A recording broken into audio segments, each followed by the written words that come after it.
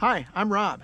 I'm having some trouble with my Predator generator, so I thought I'd turn the camera on and let you see how I'm going to go about fixing it.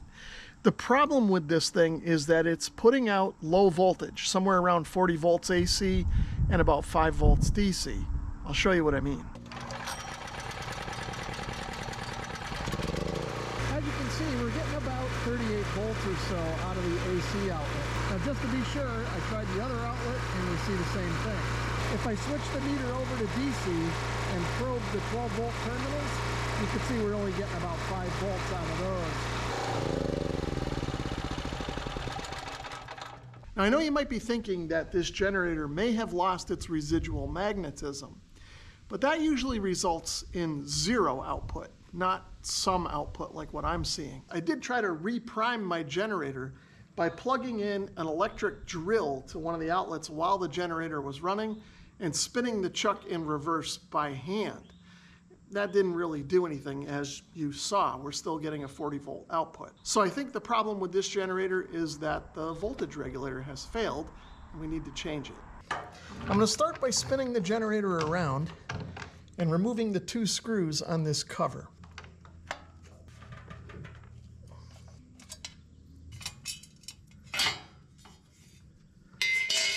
Now that the cover is off, we can see the voltage regulator module is right here, and it's just held on with 2 screws, one here and one here. So let's pull those out.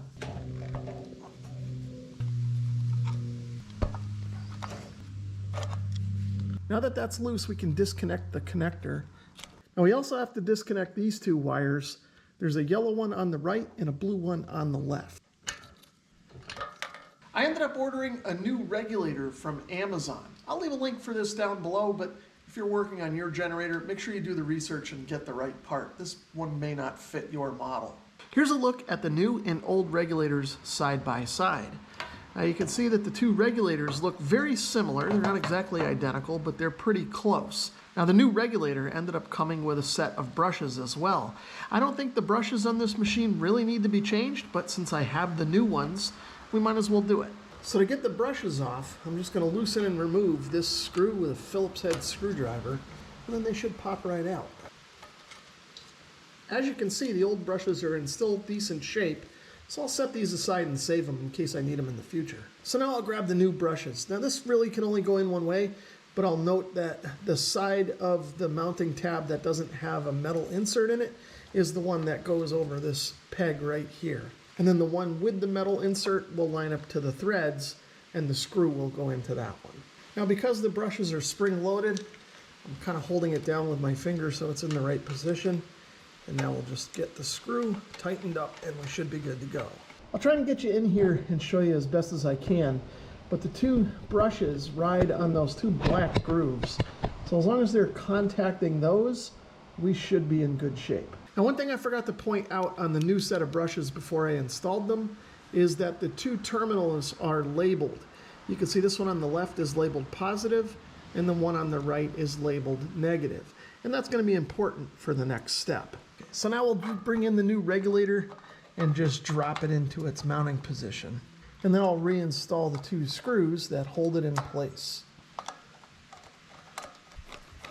Now I'll plug in the 4-pin connector. And that's easy because it can only go one way. We'll get it seated so that latch is catching on the connector body. And then I'll plug in the 2 wires to the terminals on the brushes. And as we noted before, this wire that is marked with the positive ring will go on the positive terminal here on the left, and the negative wire will go over on the right. Now that those wires are seated, I can tuck everything back into place and make sure that this strain relief is fit into the groove in the side cover. Now I can just reinstall the side cover, and when I do, I just want to make sure that this is not pinching any of the wires and that we've got the screw holes lined up as they should be.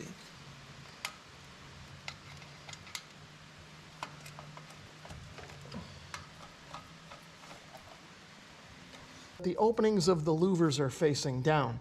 That way, if this thing's out in the rainwater will run off of this and hopefully not get inside of here, but the air can still vent out of here as needed. Now that everything's back together, let's fire up the generator and we'll check the voltage and see if it's good.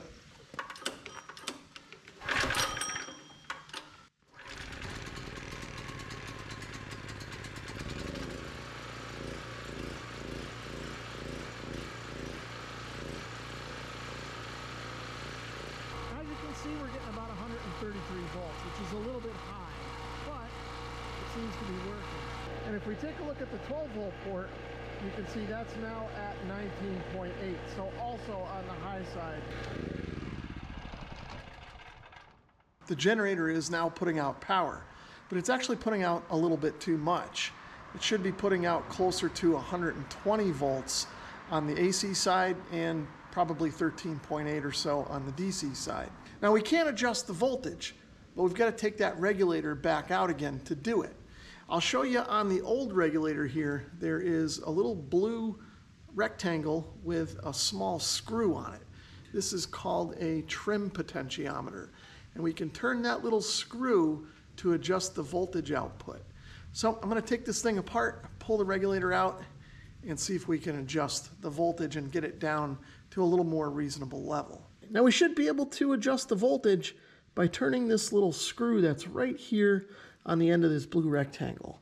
Now, to be perfectly honest with you, I'm not sure how many turns or even which direction to go. So I'm just going to do one turn counterclockwise. We'll put it back together, fire it up, and see where the voltage is from there. That one turn brought us down to about 130 volts. So we turned the potentiometer the right way, just not enough. So I'll pull it out again, and we'll turn it a few more times and see if we can get the voltage down just a little bit more. So I turned the control 3 more turns. So with that first one that we did, that's a total of 4. And I've gotten it down to 119 volts, which looks pretty good to me. So the DC output is still reading high at 18 volts, but I don't really use the DC capability on this generator, so I think that'll be okay for me. So I've got my generator all fixed up and ready for that next power outage. I hope you found this video helpful. Thanks for watching.